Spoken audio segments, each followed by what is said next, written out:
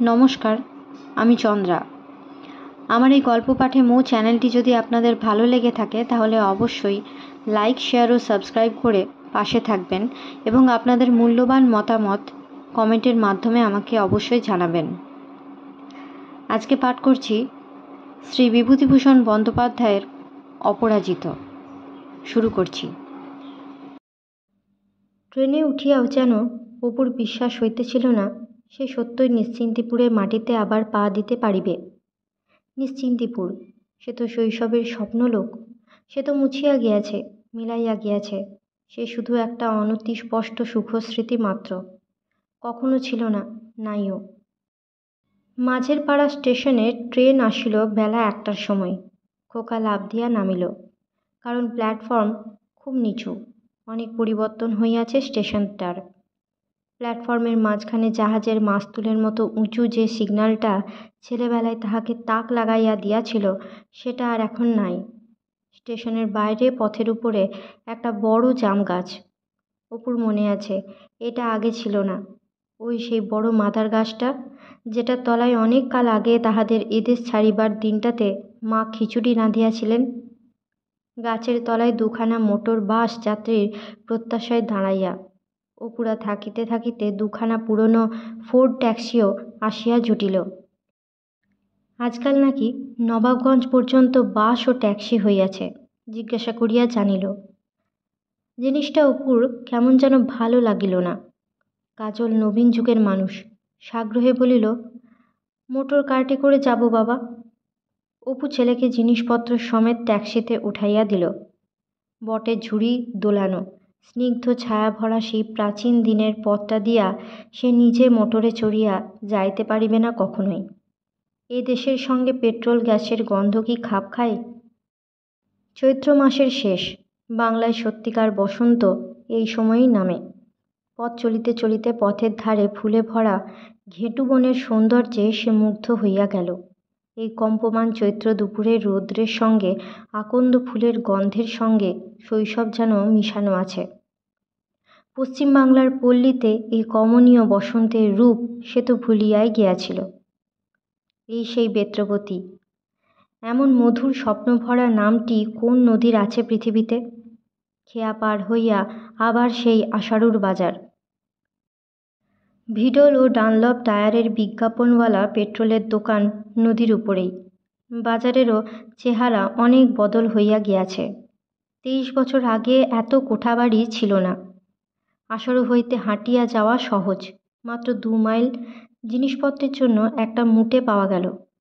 Motor বাস ও ট্যাক্সির দরুন ভাড়াটিয়া গরুর গাড়ি আজকাল নাকি এদেশ হইতে উঠিয়াই গিয়াছে। মুটে বলিল, ধনচে পলাশগাছির ওই কাঁচা রাস্তাটা দিয়ে যাবেন তো বাবু? ধনচে পলাশগাছি নামটাই তো কতকাল শুনে নাই, এতদিন মনেও ছিল না। কতকাল পরে এই অতি সুন্দর নামটা সে আবার শুনিতেছে। বেলা পড়িয়া আসিয়াছে, এমন সময়ে পথটা সোনারাঙা মাঠের মধ্যে ঢুকিয়া পড়িল। পাশেই মধুখালীর বিল পদ্মবনে ভরিয়া আছে। এই সেই অপূর্ব সৌন্দর্য ভূমি, সোনাডাঙ্গার স্বপ্ন মাখানো মাঠটা। মনে হইল এত জায়গায় তো বেড়াইল, এমন অপরূপ মাঠ ও বন কই কোথাও তো দেখে নাই।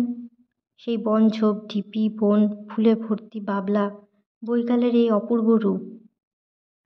তারপরে দূর হইতে ঠাকুরজি পুকুরের সেই ঠ্যাঙাড়ে বটগাছটার উঁচু ঝাঁকড়া মাথাটা নজরে পড়িল, যেন দিক সমুদ্রে ডুবিয়া আছে। ওর পরে নিশ্চিন্তিপুর। ক্রমে বটগাছটা পিছনে পড়িল। অপুর বুকের রক্ত চলকাইয়া যেন মাথায় উঠিতে চাহিতেছে। সারা দেহ এক অপূর্ব অনুভূতিতে যেন অবশ হইয়া আসিতেছে। ঘাটের পথের সেই আমবাগানগুলো। সে রুমাল কুড়াইবার ছলে পথের মাটি একটু তুলিয়া মাথায় ঠেকাইল। ছেলেকে বলিল, এই হলো তোমার ঠাকুরদার গাঁ খোকা। ঠাকুরদাদার নামটা মনে আছে তো? বলো তো বাবা, কি? কাজল হাসিয়া বলিল, শ্রী হরিহর রায়। আহা, তা কি আর মনে আছে? অপু বলিল, শ্রী নয় বাবা, ঈশ্বর বলতে হয়, শিখিয়ে দিলাম যে সেদিন। রানুদির সঙ্গে দেখা হইল পরদিন বৈকালে। সাক্ষাতের পূর্ব ইতিহাসটা কৌতুকপূর্ণ কথাটা রানীর মুখেই শুনিল। রানী অপু আসিবার কথা শুনে নাই। নদীর ঘাট হইতে বৈকালে ফিরিতেছে। বাঁশবনের পথে কাজল দাঁড়াইয়া আছে। সে একা গ্রামে বেড়াইতে বাহির হইয়াছে। রানী প্রথমটা থতমত খাইয়া গেল। অনেক কাল আগেকার একটা ছবি অস্পষ্ট মনে পড়িল। ছেলেবেলায় ওই ঘাটের ধারে জঙ্গলে ভরা ভিটাটাতে হরিকাকারা বাস করিত। কোথায় যেন তাহারা উঠিয়া গিয়াছিল তারপরে। তাদের বাড়ির সেই অপু না? ছেলেবেলার সেই অপু? পরক্ষণেই সামলাইয়া লইয়া সে কাছে গিয়া ছেলেটির মুখের দিকে চাহিল। অপুও বটে, নাও বটে। যে বয়সে সে গ্রাম ছাড়িয়া গিয়াছিল তার সে সময়ের চেহারাখানা রানীর মনে আঁকা আছে। কখনো ভুলিবে না। সেই বয়স, সেই চেহারা অবিকল। রানী বলিল, তুমি কাদের বাড়ি এসেছ খোকা? কাজল বলিল, গাঙ্গুলিদের বাড়ি। রানী ভাবিল, গাঙ্গুলিরা বড়লোক, কলিকাতা হইতে কেহ কুটুম্ব আসিয়া থাকিবে, তাদেরই ছেলে। কিন্তু মানুষের মতো মানুষ হয়। বুকের ভিতরটা ছ্যাঁত করিয়া উঠিয়াছিল একেবারে। গাঙ্গুলি বাড়ির বড় মেয়ের নাম করিয়া বলিল, তুমি বুঝি কাদু পিসির নাতি? কাজল লাজুক চোখে চাহিয়া বলিল, কাদু পিসিকে জানি নে তো। আমার ঠাকুরদাদার ওই গাঁয়ে বাড়ি ছিল। তার নাম ঈশ্বর হরিহর রায়। আমার নাম অমিতাভ রায়। বিস্ময়ে ও আনন্দে রানীর মুখ দিয়া কথা বাহির হইল না অনেকক্ষণ। সঙ্গে সঙ্গে একটা অজানা ভয়ও হইল। রুদ্ধ নিঃশ্বাসে বলিল, তোমার বাবা খোকা? কাজল বলিল, বাবার সঙ্গেই তো কাল এলাম। গাঙ্গুলি বাড়িতে এসে উঠলাম রাত্রে। বাবা ওদের বাইরের ঘরে বসে গল্প করছে। মেলা লোক দেখা করতে এসেছে কি না তাই। রানী দুই হাতের তালুর মধ্যে কাজলের সুন্দর মুখখানা লইয়া আদরে সুরে বলিল, খোকন খোকন, কি বাবার মতো দেখতে। চোখ দুটি অবিকল। তোমার বাবাকে এ পাড়ায় ডেকে নিয়ে এসো খোকন। বলো গে, রানু পিসি ডাকছে। সন্ধ্যার আগেই ছেলের হাত ধরিয়া অপু রানীদের বাড়ি ঢুকিয়া বলিল, কোথায় গেলে রানুদি, চিনতে পারো? রানু ঘরের ভিতর হইতে ছুটিয়া আসিল। অবাক হইয়া খানিকক্ষণ তাহার দিকে চাহিয়া রহিল। বলিল, মনে করে যে এলি এতকাল পরে, তা ও পাড়ায় গিয়ে উঠলি কেন? গাঙ্গুলিরা আপনার লোক হলো তোর। পরে লীলাদির মতো সেও কাঁদিয়া ফেলিল। কি অদ্ভুত পরিবর্তন! অপু অবাক হইয়া দেখিতেছিল। 14 বছরের সেই বালিকা রানুদি কোথায়?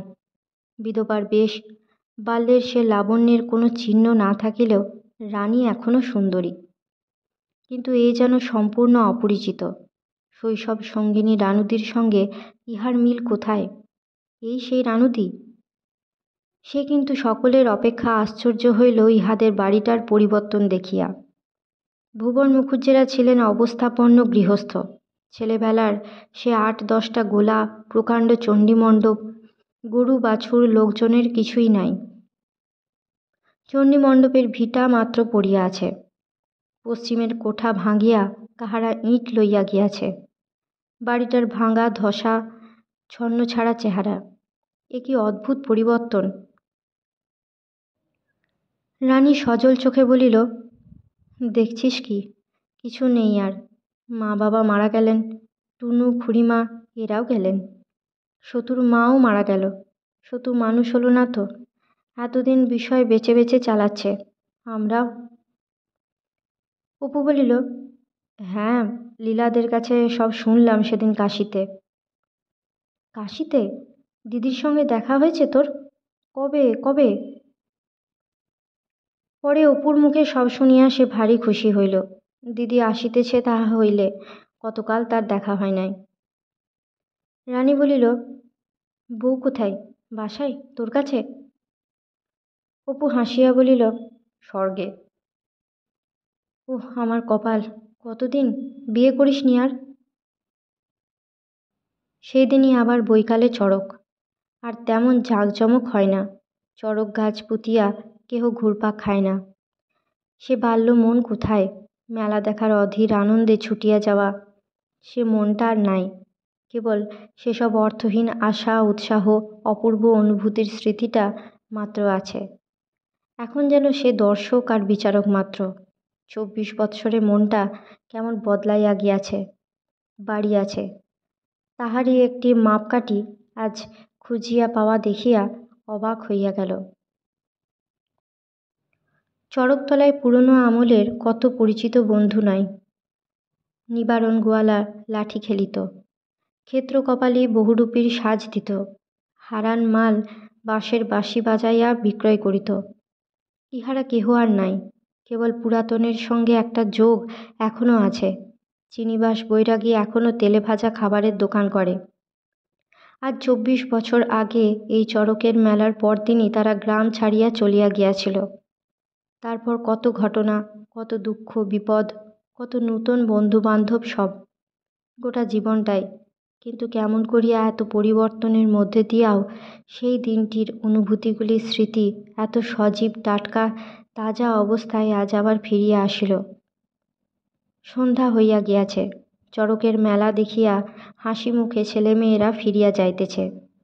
কারো হাতে বাঁশের বাঁশি, কারো হাতে মাটির রং করা ছোবা পালকি। একদল গেল গাঙ্গুলিপাড়ার দিকে, একদল সোনাডাঙ্গা মাঠের মাটির পথ বাহিয়া ছাতিম বনের তলায় ধুলোচুরি মাধবপুরের খেয়াঘাটে। 24 বছর আগে যাহারা ছিল ছোট, এই রকম মেলা দেখিয়া ভেপু বাজাইতে বাজাইতে তেলে ভাজা জিবে গজা হাতে ফিরিয়া গিয়াছিল, তাহারা অনেক দিন বড় হইয়া নিজ নিজ কর্মক্ষেত্রে ঢুকিয়া পড়িয়াছে। কেউ বা মারা গিয়েছে, আজ তাহাদের ছেলে মেয়েদের দল ঠিক আবার তাহাই করিতেছে। মনে মনে আজিকার এই নিষ্পাপ দায়িত্বহীন জীবন কোরকগুলিতে সে আশীর্বাদ করিল। বৈশাখের প্রথমে লীলা তার দেওরের সঙ্গে নিশ্চিন্দিপুরে আসিল। দুই বোনে অনেক দিন পরে দেখা। দুইজনে গলা জড়াইয়া কাঁদিতে বসিল। অপুকে লীলা বলিল, তোর মনে যে এত ছিল তা তখন কি জানি? তোর কল্যাণেই বাপের ভিটে আবার দেখলুম, কখনো আশা ছিল না যে আবার দেখব। খোকার জন্য কাশি হইতে এক রাশ খেলনা ও খাবার আনিয়াছে। মহা খুশির সহিত পাড়ায় পাড়ায় ঘুরিয়া সকলের সঙ্গেই দেখাশোনা করিল। অপু বৈকালে ছেলেকে লইয়া নৌকায় খাবরাপোতার ঘাট পর্যন্ত বেড়াইতে গেল। তেঁতুলতলার ঘাটের পাশে দক্ষিণ দেশের ঝিনুকতলা বড় নৌকা বাঁধা ছিল। হাওয়ায় আলকাতরা ও গাবের রস মাখানো বড় ডিঙ্গিগুলার শৈশবের সেই অতি পুরাতন বিস্তৃত গন্ধ। নদীর উত্তর পাড়ে ক্রমাগত নলবন, ওকড়া ও বন্যে বুড়োর গাছ, ঢালু ঘাসের জমি জলের কিনারা ছুঁইয়া আছে। মাঝে মাঝে ঝিঙে পটলের ক্ষেতে উত্তরে মজুরেরা টোকা মাথায় নিরান দেয়। এক এক স্থানে নদীর জল ঘন কালো, নিথর, কলার পাটির মতো সমতল। যেন মনে হয় নদী এখানে গহন, গভীর, অতল স্পর্শ। ফুলে ভরা উলুখড়ের মাঠ, আকন্দ বন, ডাঁসা খেজুরের কাঁদি, দুলানো খেজুর গাছ, উইডিবি, বকের দল, উঁচু শিমুল ডালে চিলের বাসা। সবাইপুরের মাঠের দিক হইতে বড় এক ঝাঁক শামকুট পাখি মধুখালির বিলের দিকে গেল। একটা বাবলা গাছে অজস্র বন ধুঁধুল ফল দুলিতে দেখিয়া খোকা আঙুল দিয়া দেখাইয়া বলিল, ওই দেখো বাবা, সেই যে কলকাতায় আমাদের গলির মোড়ে বিক্রি হয় গায়ে সাবান মাখবার জন্যে, কত ঝুলছে দেখো, ও কি ফল বাবা? অপু কিন্তু নির্বাক হইয়া বসিয়াছিল। কতকাল সে এসব দেখে নাই। পৃথিবীর এই মুক্ত রূপ তাহাকে যে আনন্দ দেয়, সে আনন্দ উগ্রবীর্য সুরার মতো নেশার ঘোর আনে তাহার শিরা রসে, তাহার অভিভূত করিয়া ফেলে, আচ্ছন্ন করিয়া ফেলে, তাহা অবর্ণনীয়। ইহাদের যে গোপন বাণী শুধু তাহারই মনের কানে কানে, মুখে তাহা বলিয়া বুঝাইবে সে কাহাকে? গ্রামের যাওয়া বাঁশের বন অস্ত আকাশের রাঙা পটে অতিকায় লায়ার পাখির পুচ্ছের মতো খাড়া হইয়া আছে। একধারে খুব উঁচু পাড়ে সারি বাঁধা গাং শালিকের গর্ত। কি অপূর্ব শ্যামলতা, কি সান্ধ্যশ্রী! কাজল বলিল, বেশ দেশ বাবা না? তুই এখানে থাক খোকা, আমি যদি রেখে যাই এখানে, থাকতে পারবি নে? তোর পিসিমার কাছে থাকবি, কেমন তো? কাজল বলিল, হ্যাঁ, ফেলে রেখে যাবে বই কি, আমি তোমার সঙ্গে যাব বাবা। অপু ভাবিতেছিল শৈশবে এই ইছামতি ছিল তার কাছে কি অপূর্ব কল্পনায় ভরা। গ্রামের মধ্যের বর্ষা দিনের জল কাদা ভরা পথঘাট, বাঁশপাতা পচা আঁটালো মাটির গন্ধ থেকে নিষ্কৃতি পাইয়া সে মুক্ত আকাশের তলে নদীর ধারটিতে আসিয়া বসিত। কত বড় নৌকা ওর উপর দিয়া দূর দেশে চলিয়া যাইত, কোথায় ঝালকাঠি, কোথায় বরিশাল, কোথায় রায়মঙ্গল। অজানা দেশের কল্পনায় মুগ্ধ মনে কতদিন সে না ভাবিয়াছে সেও একদিন ওই রকম নেপাল মাঝির বড় ডিঙিটা করিয়া নিরুদ্দেশ বাণিজ্য যাত্রায় বাহির হইয়া যাইবে। ইছামতি ছিল পাড়াগাঁয়ের গরিব ঘরের মা। তার তীরের আকাশ বাতাসের সঙ্গীত মায়ের মুখের ঘুমপাড়ানি গানের মতো শত স্নেহে তার নবমুকুলিত কচি মনকে মানুষ করিয়া তুলিয়াছিল। তার তীরে সে সময়ের কত আকাঙ্ক্ষা, বৈচিত্র্য, রোমান্স। তার তীর ছিল দূরের অদেখা বিদেশ। বর্ষার দিনে এই ইছামতির কুলে কুলে ভরা ঢলঢল গৌরিক রূপে সে অজানা মহাসমুদ্রের তীরহীন অসীমতার স্বপ্ন দেখিত।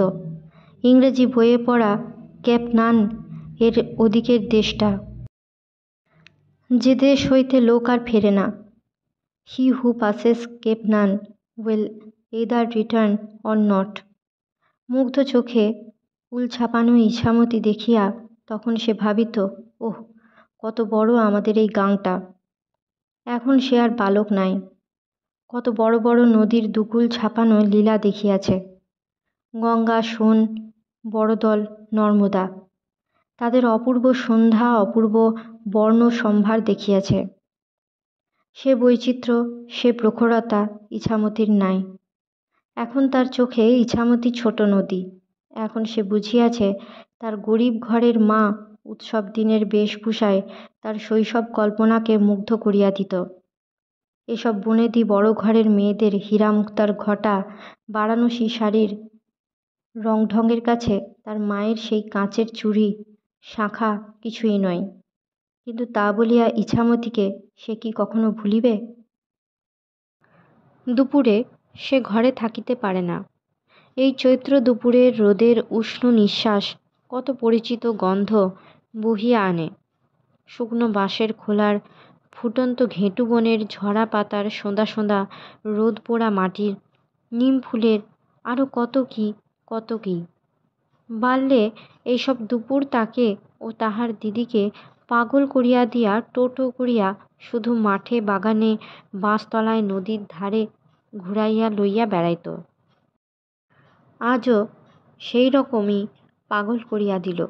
গ্রামশুদ্ধ সবাই দুপুরে ঘুমায়, সে একা বাহির হয়। উদ্ভ্রান্তের মতো মাঠের ঘেঁটু ফুলে ভরা উঁচু ডাঙায় পথে পথে নিঝুম দুপুরে বেড়াইয়া ফেরে।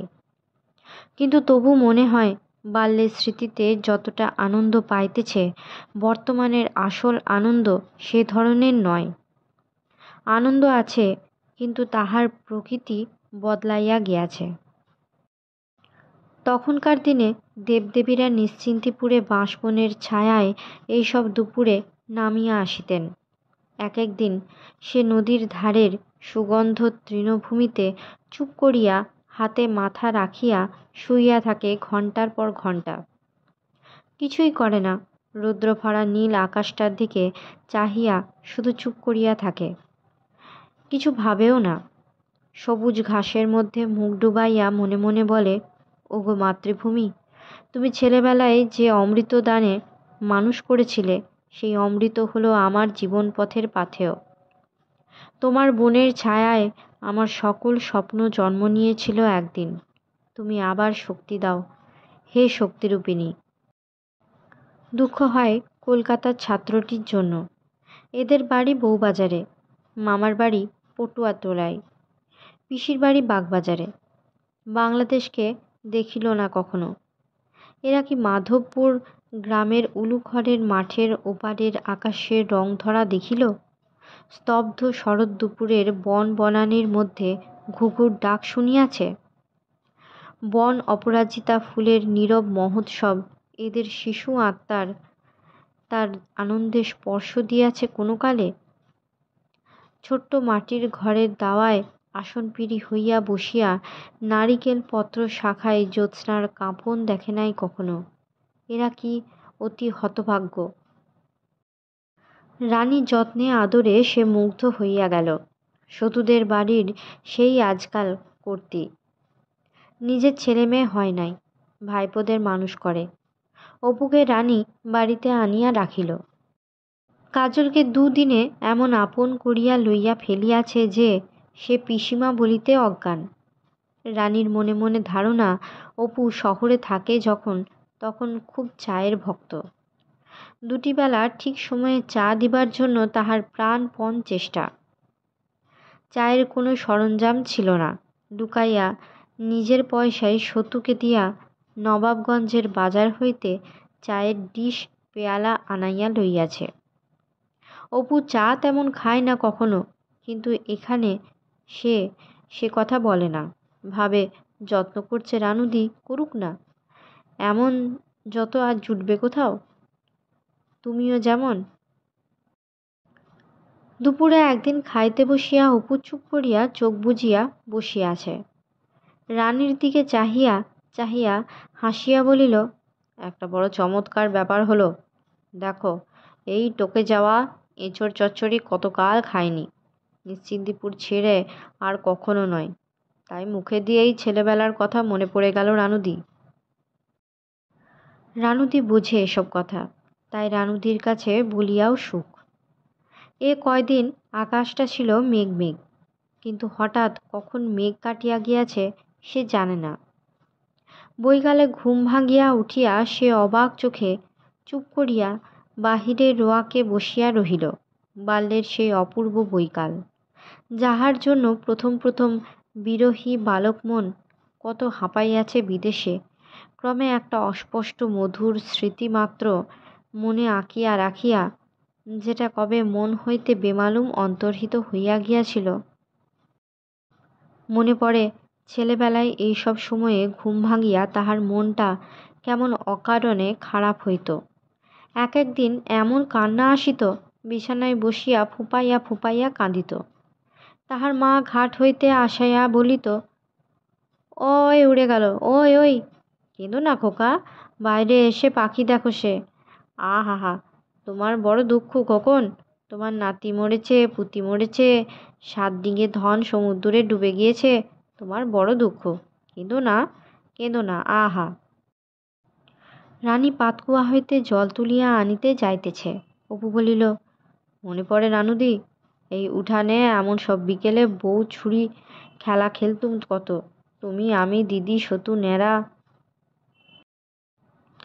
রানী বলিল, আহা, তাই বুঝি ভাবছিস বসে বসে?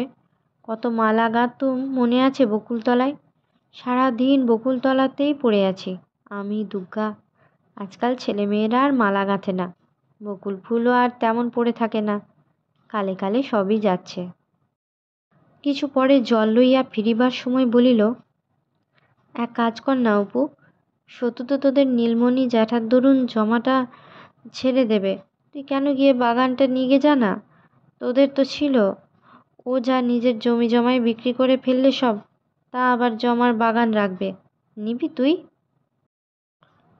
অপু বলিল, মায়ের বড় ইচ্ছে ছিল রানুদি, মরবার কিছুদিন আগেও বলতো, বড় হলে বাগানখানা নিস অপু। আমার আপত্তি নেই, যা দাম হবে আমি দেব। প্রতি সন্ধ্যায় সতুদের রোয়াকে মাদুর পাতা হয়। রানী, লীলা, অপু ছেলেপিলেদের মজলিস বসে। সতুও যোগ দেয়, তবে তামাকের দোকান বন্ধ করিয়া আসিতে তাহার রাত হইয়া যায়। অপু বলে, আচ্ছা, আজকাল তোমরা ঘাটের পথে সাঁড়াতলায় পিঠে দাও না রানুদি? কই, সেই সাঁড়া গাছটা তো নেই সেখানে। রানী বলে, সেটা মরে গেছে, তার পাশেই একটা চারা, দেখিস নি সিঁদুর দেওয়া আছে। নানা পুরনো কথা হয়। অপু জিজ্ঞাসা করে, ছেলেবেলায় একবার পঙ্গপালের দল এসেছিল, মনে আছে লীলাদি? গ্রামের একটি বিধবা যখন নববধূরূপে এই গ্রামে প্রথম আসেন, অপু তখন ছেলে মানুষ। তিনিও সন্ধ্যার পরে এই বাড়িতে আসেন। অপু বলে, খুড়িমা, আপনি নতুন এসে কোথায় দুধে আলতার পাথরে দাঁড়িয়েছিলেন মনে আছে আপনার? বিধবাটি বললেন, সে খবর কি আর এ জন্মের কথা বাবা, সেসব কি আর মনে আছে? অপু বলে, আমি বলি শুনুন, আপনাদের দক্ষিণের উঠানে যে নিচু গোয়াল ঘরটা ছিল তারই ঠিক সামনে। বিধবা মেয়েটি আশ্চর্য হইয়া বলেন, ঠিক ঠিক, এখন মনে পড়েছে। এতদিনের কথা তোমার মনে আছে বাবা? তাদেরই বাড়ির আরেক বিবাহে কোথাও হইতে তাদের এক কুটুম্বিনী আসেন, খুব সুন্দরী। এতকাল পর তার কথা ওঠে। সবাই তাকে দেখিয়াছিল সে সময়, কিন্তু নামটা কাহারও মনে নাই এখন। অপু বলে, দাঁড়াও রানুদি, নাম বলছি। তার নাম সুবাসিনী। সবাই আশ্চর্য হইয়া যায়। লীলা বলে, তোর তখন বয়স 8 কি 9, তোর মনে আছে তার নাম? ঠিক, সুবাসিনী বটে, সবারই মনে পড়ে নামটা। অপু মৃদু মৃদু হাসি মুখে বলে, আরও বলছি শোনো, ডুরে শাড়ি পরতো, রাঙা জমির ওপরে ডুরে দেওয়া না? বিধবা বধূটি বলেন, ধন্যী বাপু যা হোক, রাঙা ডুরে পড়তো ঠিকই, বয়স ছিল 22-23, তখন তোমার বয়স বছর আষ্টেক হবে, 26-27 বছর আগেকার কথা যে। অপুর খুব মনে আছে, অত সুন্দরী মেয়ে তাদের গায়ে আর আসে নাই ছেলেবেলায়। সে বলিল, রাঙা শাড়ি পরে আমাদের উঠানের কাঁঠাল তলায় জল সইতে গিয়ে দাঁড়িয়েছে, ছবিটা দেখতে পাচ্ছি এখনো। এখানকার বৈকালগুলো সত্যই অপূর্ব। এত জায়গায় তো সে বেড়াইল, মাসখানেক এখানে থাকিয়া মনে হইল এমন বৈকাল সে কোথাও দেখে নাই। বিশেষ করিয়া বৈশাখ জ্যৈষ্ঠ মাসের মেঘহীন এই বৈকালগুলিতে সূর্য যেদিন অস্ত যাইবার পথে মেঘাবৃত না হয়, শেষ রাঙা আলোটুকু পর্যন্ত বড় গাছের বকডালে বাঁশঝাড়ের আগায় হালকা সিঁদুরের রং মাখাইয়া দেয়, সেদিনের বৈকাল। এমন বিল্ব ফুলের অপূর্ব সুরভি মাখানো, এমন পাখি ডাকা উদাস বৈকাল, কোথাও এর তুলনা? এত বেলগাছও কি এ দেশটায়, ঘাটে পথে এ পাড়া ও পাড়া সর্বত্র বিল্ব ফুলের সুগন্ধ। একদিন জ্যৈষ্ঠের প্রথমটা বৈকালে আকাশ অন্ধকার করিয়া ঈশান কোণ হইতে কালবৈশাখীর মেঘ উঠিল। তারপরেই খুব ঝড়। এবছরের প্রথম কালবৈশাখী। অপু আকাশের দিকে চাহিয়া চাহিয়া দেখিল, তাদের পোড়ো ভিটার বাঁশবনের মাথার উপরকার দৃশ্যটা কি সুপরিচিত। বাল্যে এই মাথা দুলানো বাঁশঝাড়ের উপরকারের নীল কৃষ্ণ মেঘসজ্জা মনে কেমন সব অনতিস্পষ্ট আশা আকাঙ্ক্ষা জাগাইত। কত কথা যেন বলিতে চাহিত। আজও সেই মেঘ, সেই বাঁশবন, সেই বৈকাল সবই আছে, কিন্তু সে অপূর্ব জগৎটা আর নাই। এখন যা আনন্দ, সে শুধু স্মৃতির আনন্দ মাত্র। এবার নিশ্চিন্দিপুর ফিরিয়া অবধি সে ইহা লক্ষ্য করিতেছে। এই বন, এই দুপুর, এই গভীর রাত্রে চৌকিদারের হাঁকুনি, লক্ষ্মী প্যাঁচার ডাকের সঙ্গে কি এক অপূর্ব স্বপ্ন মাখানো ছিল। দিগন্ত রেখার ওপারের এক রহস্যময় কল্পলোক তখন সদা সর্বদা হাতছানি দিয়া আহ্বান করিত, তাদের সন্ধান আর মেলে না। সে পাখির দল মরিয়া গিয়াছে, তেমন দুপুর আর হয় না। যে চাঁদ এমন বৈশাখী রাত্রে খড়ের ঘরে দাওয়ার ধারের নারিকেল পত্র শাখায় জ্যোৎস্নার কম্পন আনিয়া এক ক্ষুদ্র কল্পনাপ্রবণ গ্রাম্য বালকের মনে মূলহীন কারণহীন আনন্দের বাণ ডাকাইত, সে সব চাঁদ নিভিয়া গিয়াছে। সেই বালকটি বা কোথায়? 25 বৎসর অপেক্ষার আগেকার এক দুপুরে বাপ মায়ের সঙ্গে দেশ ছাড়িয়া চলিয়া গিয়াছিল, আর ফেরে নাই। যাওয়া মাসের বনের পথে তার ছোট ছোট পায়ের দাগ অস্পষ্ট হইয়া মুছিয়া গিয়াছে বহুদিন। তার ও তার দিদির সেসব আশা পূর্ণ হইয়াছিল কি? হায় অবোধ বালক বালিকা! রোজ রোজ বৈকালে মেঘ হয়, ঝড় ওঠে। অপু বলে, রানুদি, আম কুড়ি আনি। রানী হাসে, অপু ছেলেকে লইয়া নতুন কেনা বাগানে আসিয়া দাঁড়ায়। সবাইকে আম কুড়াইতে ডাকে, কাহাকেও বাধা দেয় না। বাল্যের সেই পটুলে তেঁতুলতলি নেকো বাঁশতলা ঘন মেঘের ছায়ায় জেলেপাড়ায় তো অবাল বৃদ্ধ বনিতা ধামা হাতে আম কুড়াইতে আসে। অপু ভাবে, আহা, জীবনে এদের কত আনন্দের, কত সার্থকতার জিনিস। চারিধারে চাহিয়া দেখে সমস্ত বাগানের তলাটা ধাবমান, কৌতুকপর চিৎকাররত বালক বালিকাতে ভরিয়া গিয়াছে। দিদি দুর্গা ছোট্ট মেয়েটি এই কাজলের চেয়ে কিছু বড়। পরের বাগানে আম কুড়াইবার অপরাধে বকুনি খাওয়া কৃত্রিম উল্লাস ভরা হাসি মুখে একদিন এই ফণিমনসার ঝোপের পাশের বেড়াটা গলিয়া বাহির হইয়া গিয়াছিল। বহুকালের কথাটা। অপু কি করিবে আমবাগানে? এইসব গরিব ঘরের ছেলেমেয়েরা স্বাদ মিটাইয়া আম কুড়াইবে এ বাগানে। কেহ তাহাদের বারণ করিবার থাকিবে না, বকিবার থাকিবে না, অপমান করিবার থাকিবে না।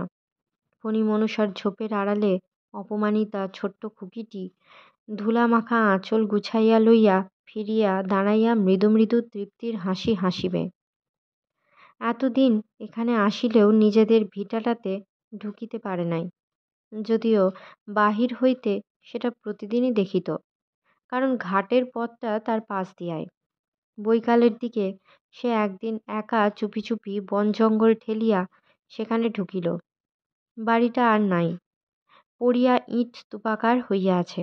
লতা পাতা শ্যাওড়া বন, বন চালতার গাছ, ছেলেবেলাকার মতো কালমেঘের জঙ্গল, পেছনের বাঁশঝাড়গুলো এই দীর্ঘ সময়ের মধ্যে বাড়িয়া চারিধারে ঝুঁকিয়া পড়িয়াছে। কোনো ঘরের চিহ্ন নাই। বন জঙ্গল, রাঙা রোদ বাঁশের মগডালে। পশ্চিমের পাঁচিলের গায়ে সেই কুলুঙ্গিটা আজও আছে। ছেলেবেলায় যে কুলুঙ্গিটাতে সে ভাঁটা বাতাবি লেবুর বল করি রাখিত। এত নিচু কুলুঙ্গিটা তখন কত উঁচু বলিয়া মনে হইত। তাহার মাথা ছড়াইয়া উঁচু ছিল, ডিঙাইয়া দাঁড়াইলে তবেই নাগাল পাওয়া যাইত। ঠেস দেওয়ালের গায়ে ছুরি দিয়া ছেলেবেলায় একটা ভূত আঁকিয়াছিল, সেটা এখনো আছে। পাশেই নীলমণি জ্যাঠামশায়ের পোড়ো ভিটা, সেও ঘন বনে ভরা। চারিধার নিস্তব্ধ নির্জন। এ পাড়াটাই জনহীন হইয়া গিয়াছে। এধার দিয়া লোকজনের যাতায়াত বড় কম। এই যে স্থানটি কত কাল আগে, যেখানে দিদি ও সে একদিন চড়ুইভাতি করিয়াছিল, কণ্টকাকীর্ণ শিয়াকুল বনে দুর্গম দুর্ভেদ্য হইয়া পড়িয়াছে সারা জায়গাটা। পোড়ো ভিটার সে বেলগাছটা, একদিন যার তলায় ভীষ্মদেব সরসজ্জা পাতিতেন তাহার 9 বৎসরের শৈশবে, সেটা এখনো আছে। পুষ্পিত শাখা প্রশাখার অপূর্ব সুবাসে অপরাহ্নের বাতাস স্নিগ্ধ করিয়া তুলিয়াছে। পাঁচিলের ঘুলঘুলিটা কত নিচু বলিয়া মনে হইতেছে, এইটাতেই অপু আশ্চর্য হইল। বার বার কথাটা তার মনে হইতেছিল। কত ছোট ছিল সে তখন, খোকার মতো অতটুকু বোধহয়। কাঁচা কলাইয়ের ডালের মতো সেই কি লতার গন্ধ বাহির হইতেছে। কতদিন গন্ধটা মনে ছিল না। বিদেশে আর সব কথা হয়তো মনে পড়িতে পারে, কিন্তু পুরাতন দিনের গন্ধগুলো তো মনে পড়ে না। এই অভিজ্ঞতাটা অপুর এতদিন ছিল না। সেদিন বাঁওড়ের ধারে বেড়াইতে গিয়া পাকা বটফলের গন্ধে অনেক দিনের একটা স্মৃতি মনে উদয় হইয়াছিল। ছোট্ট কাঁচের পরকলা বসানো মোমবাতির সেকেলে লণ্ঠন হাতে তাহার বাবা শশী যোগীর দোকানে আলকাতরা কিনিতে আসিয়াছে। সেও আসিয়াছে বাবার কাঁধে চড়িয়া বাবার সঙ্গে। কাঁচের লণ্ঠনের ক্ষীণ আলো আধো অন্ধকার বাঁশবন। বাঁওড় হইতে লাল ফুল তুলিয়া বাবা তাহার হাতে দিয়াছে। কোন শৈশবের অস্পষ্ট ছবিটা, অবাস্তব ধোঁয়া ধোঁয়া। পাকা বটফলের গন্ধে কত কাল পরে তাহার সেই অত্যন্ত শৈশবের একটা সন্ধ্যা আবার ফিরিয়া আসিয়াছিল সেদিন। পোড়ো ভিটাটা সীমানায় প্রকাণ্ড একটা খেজুর গাছে কাঁদি কাঁদি ডাসা খেজুর ঝুলিতেছে। এটা সেই চারা খেজুর গাছটা, দিদি যার ডাল কাটারি দিয়া কাটিয়া গোড়ার দিকে দড়ি বাঁধিয়া খেলাঘরের গরু করিত। কত বড় ও উঁচু হইয়া গিয়াছে গাছটা। এইখানে খিড়কি দোরটা ছিল, চিহ্নও নাই কোনো। এইখানে দাঁড়াইয়া দিদির চুরি করা সেই সোনার কৌটোটা ছুঁড়িয়া ফেলিয়া দিয়াছিল একদিন। কত সুপরিচিত জিনিস এই দীর্ঘ 25 বৎসর পর আজও আছে। রাগী গায়ের বিচালি খাওয়ার মাটির নাদাটা কাঁঠালতলায় বাঁশপাতা ও মাটি বোঝাই হইয়া এখনো পড়িয়া আছে। ছেলেবেলায় ঠেস দেওয়াল গাঁথার জন্য বাবা মজুর দিয়া এক জায়গায় ইট জড়ো করিয়া রাখিয়াছিলেন, অর্থাভাবে গাঁথা হয় নাই। ইটগুলো এখনো বাঁশবনের ছায়ায় তেমনি পড়িয়াছে। কতকাল আগে মা তাকের উপরে জলদানে পাওয়া মেটে কলসি তুলিয়া রাখিয়াছিল সংসারের প্রয়োজনের জন্যে। পড়িয়া মাটিতে অর্ধপ্রথিত হইয়া আছে। সকলের অপেক্ষা সে যেন অবাক হইয়া গেল, পাঁচিলের সেই ঘুলঘুলিটা আজও নতুন অবিকৃত অবস্থায় দেখিয়া। বালি চুন একটুও খসে নাই, যেন কালকের তৈরি। এই জঙ্গল ও ধ্বংসস্তূপের মধ্যে কি হইবে ও কুলুঙ্গিতে? খিড়কিদোরের পাশে উঁচু জমিটাতে মায়ের হাতে পোঁতা সজনে গাছ এখনো আছে। যাইবার বছরখানেক আগে মাত্র মা ডাল পুঁতিয়াছিল। এই দীর্ঘ সময়ের মধ্যে গাছটা বাড়িয়া বুড়া হইয়া গিয়াছে। ফল খাইতে আর কেহ আসে না। জঙ্গলে ঢাকিয়া পড়িয়া আছে এতকাল। অপরাহ্নের রাঙা রোদ গাছটার গায়ে পড়িয়া কি উদাস বিষমাখা দৃশ্যটা ফুটাইয়াছে যে, ছায়া ঘন হইয়া আসে। কাঁচা কলাইয়ের ডালের মতো সেই লতাটার গন্ধ আরও ঘন হয়। অপুর শরীর যেন শিহরিয়া ওঠে। এ গন্ধ তো শুধু গন্ধ নয়, এ অপরাহ্ন। এ গন্ধের সঙ্গে জড়ানো আছে মায়ের কত রাত্রের আদরের ডাক, দিদির কত কথা, বাবার পদাবলী গানের সুর, বাল্যের ঘরকন্যার সুধাময় দারিদ্র্য, কত কি কত কি। ঘন বনে ঘুঘু ডাকে, ঘু ঘু ঘু ঘু। সে অবাক চোখে রাঙা রোদ মাখানো সজনে গাছটার দিকে আবার চায়। মনে হয় এ বন, এ স্তূপাকার ইটের রাশি, এ সব স্বপ্ন। এখনই মা ঘাট হইতে সন্ধ্যায় গা ধুইয়া ফিরিয়া ফর্সা কাপড় পরিয়া ভিজা কাপড়খানা উঠানের বাঁশের আলনায় মেলিয়া দিবে। তারপর প্রদীপ হাতে সন্ধ্যা দিতে দিতে তাহাকে দেখিয়া থমকাইয়া দাঁড়াইয়া বিস্মিত অনুযোগের সুরে বলিয়া উঠিবে, এত সন্ধে করে বাড়ি ফিরলি অপু? ভিটার চারিদিকে খোলামকুচি, ভাঙা কলসি, কত কি ছড়ানো। ঠাকুরমায়ের পোড়ো ভিটাতে তো পা রাখিবার স্থান নাই।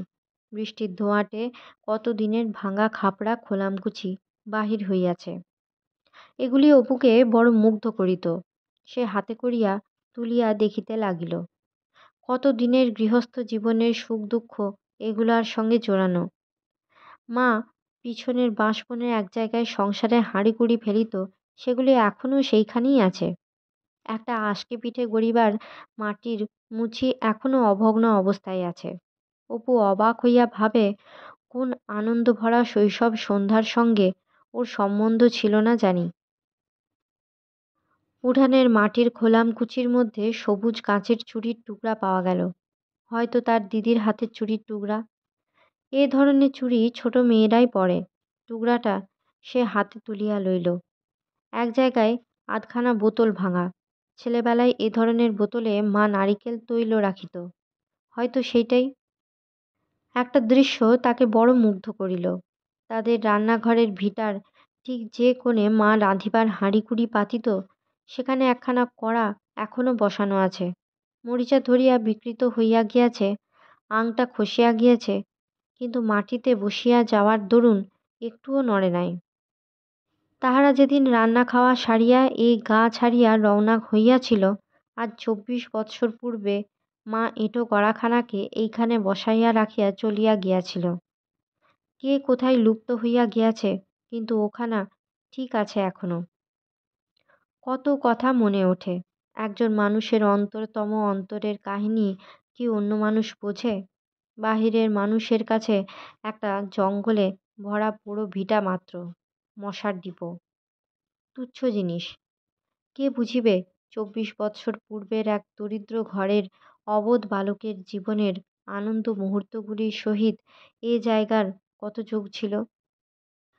30, 50, 100, 1000, 3000 বছর কাটিয়া যাইবে, তখন এ গ্রাম লুপ্ত হইবে, ইছামতি চলিয়া যাইবে।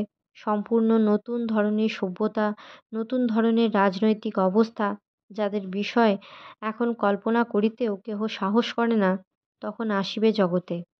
ইংরাজ জাতির কথা প্রাচীন ইতিহাসের বিষয়ীভূত হইয়া দাঁড়াইবে। বর্তমান বাংলা ভাষাকে তখন হয়তো আর কেহ বুঝিবে না। একেবারে লুপ্ত হইয়া গিয়া সম্পূর্ণ অন্য ধরনের ভাষা এদেশে প্রচলিত হইবে। তখনও এইরকম বৈকাল, এইরকম কালবৈশাখী নামিবে ৩,০০০ বর্ষ পরের বৈশাখ দিনের শেষে। তখনও এইরকম পাখি ডাকিবে, এইরকম চাঁদ উঠিবে। তখন কি কেহ ভাবিবে ৩,০০০ বছর পূর্বের এক বিস্তৃত বৈশাখী বৈকালে এক গ্রাম্য বালকের ক্ষুদ্র জগৎটি এইরকম বৃষ্টির গন্ধে, ঝোড়ো হাওয়ায় কি অপূর্ব আনন্দে দুলিয়া উঠিত? এই স্নিগ্ধ অপরাহ্ন তার মনে কি আনন্দ আশা আকাঙ্ক্ষা জাগাইয়া তুলিত! ৩,০০০ বছরের প্রাচীন জ্যোৎস্না একদিন কোন মায়াস্বপ্ন তাহার শৈশব মনে ফুটাইয়া তুলিয়াছিল! নিঃশব্দে শরৎ দুপুরের বনপথে ক্রীড়ারত সে ক্ষুদ্র ৯ বৎসরের বালকের মনের বিচিত্র অনুভূতিরাজির ইতিহাস কোথায় লেখা থাকিবে? কোথায় লেখা থাকিবে বিস্মৃত অতীতে তার সেসব আনন্দভরা জীবনযাত্রা? বিদেশ হইতে বহু দিন পরে বাড়ি ফিরিয়া মায়ের হাতে বেলের শরবত খাওয়ার সে মধুময় চৈত্র অপরাহ্নটি, বাঁশবনের ছায়ায় অপরাহ্নের নিদ্রা ভাঙ্গিয়া পাপিয়ার সে মন মাতানো ডাক, কোথায় লেখা থাকিবে বর্ষাদিনের বৃষ্টিসিক্ত রাত্রিগুলির সেসব আনন্দ কাহিনী? দূর ভবিষ্যতের সেসব তরুণ বালক বালিকার মনে এইসব কালবৈশাখী নব আনন্দের বার্তা আনিবে? কোন পথে তারা আসিবে? বাহির হইয়া আবার সে ফিরিয়া চাহিল। সারা ভিটার উপরে আসন্ন সন্ধ্যা এক অদ্ভুত করুণামাখা ছায়া ফেলিয়াছে। মনে হয় বাড়িটার এই অপূর্ব বৈকাল কাহার জন্য বহুকাল অপেক্ষা করিয়া ক্লান্ত জীর্ণ অবসন্ন অনাসক্ত হইয়া পড়িয়াছে। আর সাড়া দেয় না, প্রাণ আর নাই। বারবার করিয়া ঘুলঘুলিটার কথা মনে পড়িতেছিল। ঘুলঘুলি দুটা এত ভালো আছে এখনো, অথচ মানুষেরাই গেল চলিয়া। সে নিশ্চিন্দিপুরও আর নাই। এখন যদি সে এখানে আবার বাসও করে, সে অপূর্ব আনন্দ আর পাইবে না। এখন সে তুলনা করিতে শিখিয়াছে, সমালোচনা করিতে শিখিয়াছে। ছেলেবেলায় যারা ছিল সাথী, এখন তাদের সঙ্গে আর অপুর কোনো দিকেই মিশ খায় না। তাদের সঙ্গে কথা কহিয়া আর সে সুখ নাই। তারা লেখাপড়া শেখে নাই। এই ২৫ বৎসরে গ্রাম ছাড়িয়া অনেকেই কোথাও যায় নাই। সবারই পৈতৃক কিছু জমিজমা আছে, তাহাই হইয়াছে তাহাদের কাল। তাদের মন, তাদের দৃষ্টি ২৫ বৎসর পূর্বের সেই বাল্যকালের কোঠায় আজও নিশ্চল। কোনো দিক হইতেই অপুর আর কোনো যোগ নাই তাহাদের সহিত। বাল্যে কিন্তু এইসব দৃষ্টি খোলে নাই। সব জিনিসের ওপরে একটা অপরিসীম নির্ভরতার ভাব ছিল। সব অবস্থাকেই মানিয়া লইয়া বিনা বিচারে চলিত। সত্যকার জীবন তখনই যাপন করিয়াছিল নিশ্চিন্দিপুরে। তাহা ছাড়া বাল্যে সুপরিচিত ও অতি প্রিয় সাথীদের অনেকেই বাঁচিয়া নাই। বোষ্টম দাদু নাই, জ্যাঠাইমা, রানুদির মা নাই, আশালতাদি বিবাহের পর মরিয়া গিয়াছে। পটু এদেশ হইতে উঠিয়া গিয়া অন্য কোথায় বাস করিতেছে। ন্যাড়া, রাজু রায়, প্রসন্ন গুরুমশাই কেহই আর নাই। স্বামী মারা যাওয়ার পরে গোকুলের বউ খুড়িমাকে তাহার ভাই আসিয়া লইয়া গিয়াছে। ১০-১২ বৎসর তিনি এখানে আসে নাই। বাঁচিয়া আছেন কি না কেহ জানে না। তবু মেয়েদের ভালো লাগে। রানুদি, ও বাড়ির খুড়িমা, রাজলক্ষ্মী, লীলাদি, এরা স্নেহে প্রেমে দুঃখে শোকে যেন অনেক বাড়িয়াছে। এতকাল পরে অপুকে পাইয়া ইহারা সকলেই খুশি। কথায় কাজে এদের ব্যবহার মধুর ও অকপট। পুরাতন দিনের কথা এদের সহিত কহিয়া সুখ আছে। বহুকালের খুঁটিনাটি কথাও মনে রহিয়াছে। হয়তোবা জীবনের পরিধি ইহাদের সংকীর্ণ বলিয়াই, ক্ষুদ্র বলিয়াই এতটুকু তুচ্ছ জিনিসও আঁকড়াইয়া রাখিয়াছে। আজ সে একথা বুঝিয়াছে। জীবনে অনবরত বিরুদ্ধ অবস্থার সঙ্গে লড়াই করিয়া চলিতে হইয়াছিল বলিয়াই আজ সে যাহা পাইয়াছে, এখানে পৈতৃক জমিজমার মালিক হইয়া নির্ভাবনায় বসিয়া থাকিলে তাহা পাইত না। আজ যদি সে বিদেশে যায়, সমুদ্র পাড়ে যায়, সে চোখ লইয়া সে যাইবে। নিশ্চিন্তিপুরের গত 25 বৎসর নিষ্ক্রিয় জীবনযাপন করিলে সে চোখ তার খুলিত না। একদিন নিশ্চিন্তিপুরকে যেমন সে সুখ দুঃখ দ্বারা অর্জন করিয়াছিল, আজ তেমনি সুখ দুঃখ দিয়া বাহিরে অর্জন করিয়াছে। নদীতে গা ধুইতে গিয়া নিস্তব্ধ সন্ধ্যায় এসব কথাই সে ভাবিতেছিল। সারাটা দিন আজ গুমট গরম, প্রতিপদ তিথি, কাল গিয়াছে পূর্ণিমা, আজ এখনই জ্যোৎস্না উঠিবে। এই নদীতে ছেলেবেলায় যে সব বধূ জল লইতে আসিত, তারা এখন প্রৌঢ়া কত নাইও, মরিয়া হাজিয়া গিয়াছে। যেসব কোকিল সেই ছেলেবেলাকার রামনবমী দিনের পুলক মুহূর্তগুলি ভরাইয়া দুপুরে কু কু ডাক দিত কচি পাতা ওঠা বাঁশ বনে, তাদের ছেলেমেয়েরা আবার তেমনি গায়।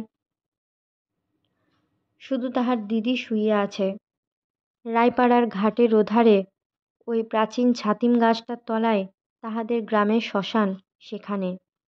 সে দিদির বয়স আর বাড়ে নাই, মুখের তারুণ্য বিলুপ্ত হয় নাই। তার কাঁচের চুড়ি, নাটা ফলের পুঁটুলি অক্ষয় হইয়া আছে এখনও।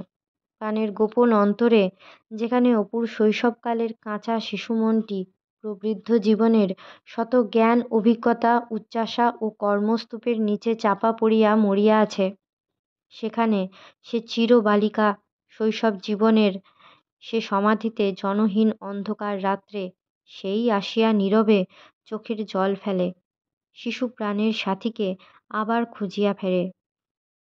আজ 24 বৎসর ধরিয়া সাঁঝ সকালে তার আশ্রয় স্থানটিতে সোনার সূর্যকিরণ পড়ে। বর্ষাকালের নিশীথ মেঘ ঝড় ঝড় জল ঢালে, ফাল্গুন দিনে ঘেঁটু ফুল, হেমন্ত দিনে ছাতিম ফুল ফোটে, জ্যোৎস্না ওঠে, কত পাখি গান গায়। সে এ সবই ভালোবাসিত, এসব ছাড়িয়া যাইতে পারে নাই কোথাও। আজকের মতো গল্প পাঠ এই পর্যন্ত। পরবর্তী অংশ নিয়ে আসবো পরবর্তী ভিডিওতে। সকলে ভালো থাকবেন, সুস্থ থাকবেন এবং পাশে থাকবেন। নমস্কার।